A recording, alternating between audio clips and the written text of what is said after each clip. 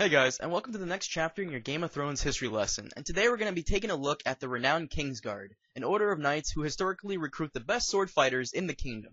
They are sworn to protect the king and the royal family with their own lives, to obey their commands, and keep their secrets. Now let's dive right into the Kingsguard and take a look at the long history of this renowned order. Your Grace, the Kingsguard is a sworn brotherhood. Our vows are taken for life. Only death relieves us of our sacred trust. The Kingsguard were originally founded by Aegon the Conqueror, the first king to sit on the Iron Throne 300 years ago. Their job was to strictly guard the king and those of royal blood. However, their real jobs vary from time to time. There are no more than 7 Kingsguard at any point in time, and once someone is sworn into the order, they can never own lands, ranks, titles, nor be able to marry or have any children. All members of the Kingsguard must be sworn knights, which is usually why there are many northern men or ironborn who have ever been in the Kingsguard. Throughout its history, the Kingsguard have always been led by the Lord Commander, who is usually appointed by the king himself, and traditionally sits on the small council. The Lord Commander is also responsible for the Book of Brothers, a large tome which holds the personal information and deeds of every Kingsguard since its formation. Each member gets their own page in the book. While looking through the pages of the book, Barristan Selmy once noted that his predecessors varied throughout the ages. Some were heroes, others had weak wills and were naive, but they were almost certainly renowned knights in their own right. But in the end, they were still prey to pride, ambition, lust, and greed. While he also noted that the best of them overcame their flaws and died with a sword in their hands, the worst played the Game of Thrones.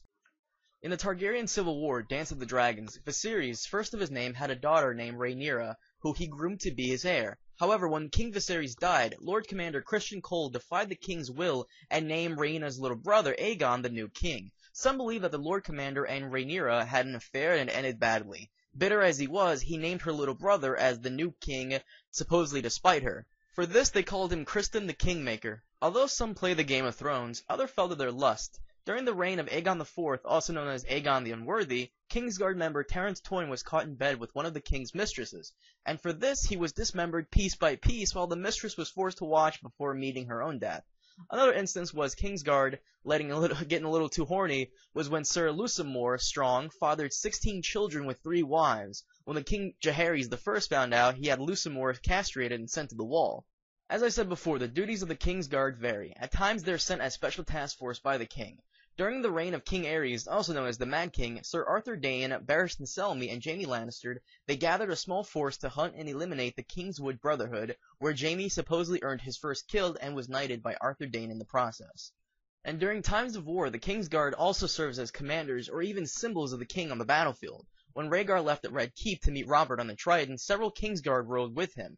There, Kingsguard Lewin Martell commanded the Dornishmen garrison, and during the Battle of Blackwater, Joffrey commanded Mandon Moore to represent the king on the battlefield while he ran away like a little girl.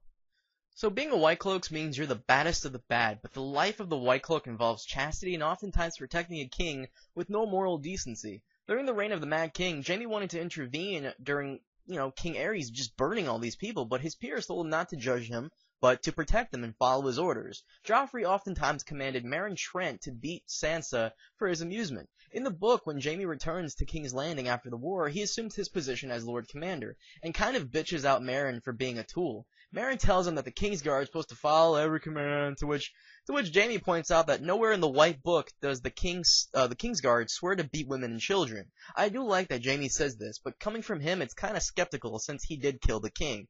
Even if it was to save millions of lives, well not millions, 500,000 I believe, he did break a vow to uphold innocent lives. It does conflict with like the rules a little bit, so I'm going to assume in future events the rule will be changed to where the Kingsguard must uphold the king's life, but cannot follow his order if that order involves killing innocents.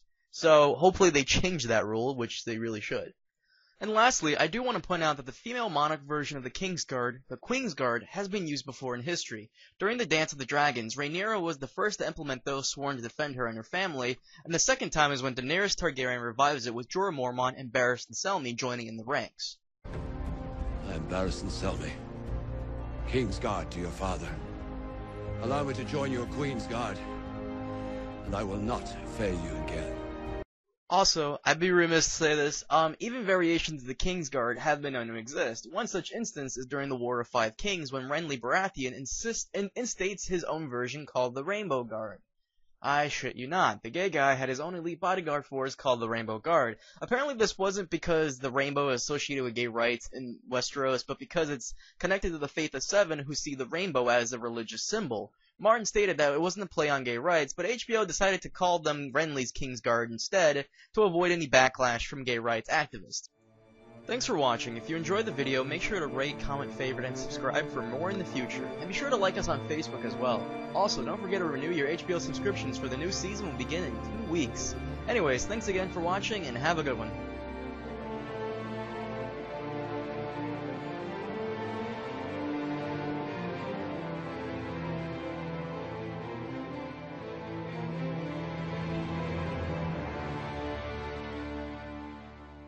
The Mad King did as he liked. Has your Uncle Jamie ever told you what happened to him? No one threatens his grace in the presence of the Kingsguard. I'm not threatening the king, sir. I am educating my nephew. Bronn, the next time Sir Meryn speaks, kill him. That was a threat. See the difference?